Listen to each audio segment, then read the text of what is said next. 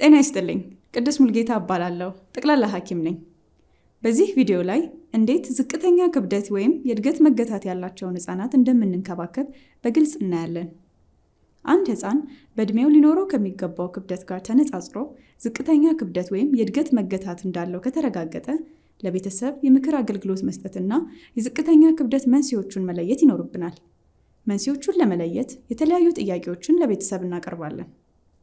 አንድ ህፃን ክብደቱ ተለክቶ የእድገት ደረጃው ከታወቀ በኋላ ክብደቱ ከእድሜው አንጻር ዝቅተኛ ሞዴሬት አንደርዌይት ወይም በጣም ዝቅተኛ ሲቪየር አንደርዌይት ከሆነ የስርዓተ ምግብ ምክር አገልግሎት እንዲያገኙ ይደረጋል።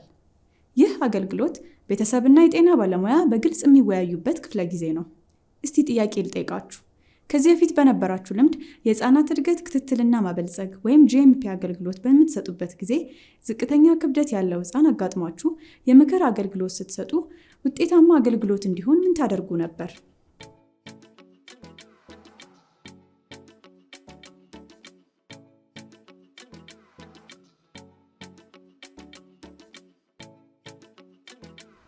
ጥሩ።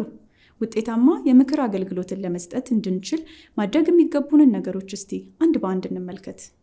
በመጀመሪያ ቤተሰብን በምንቀበልበትና በምናነጋግርበት ወቅት ማክበርና በፈገግታ መቀበል ይኖርብናል።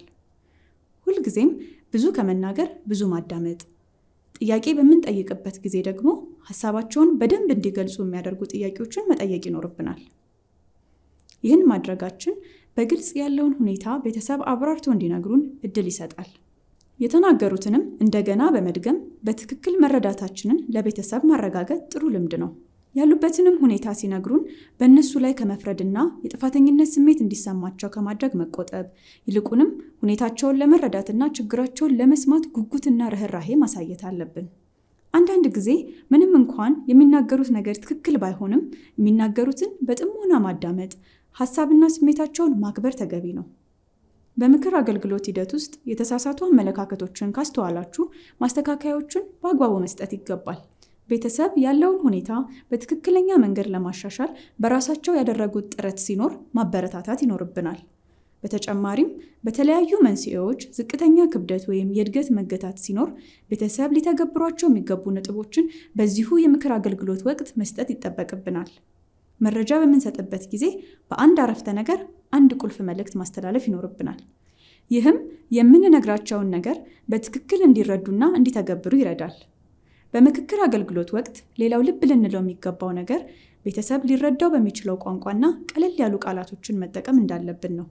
በተጨማሪም የምናስተላልፋቸውን መልእክቶች ትዕዛዛዊ እንዳይመስሉ መጠንቀቅ ይኖርብናል።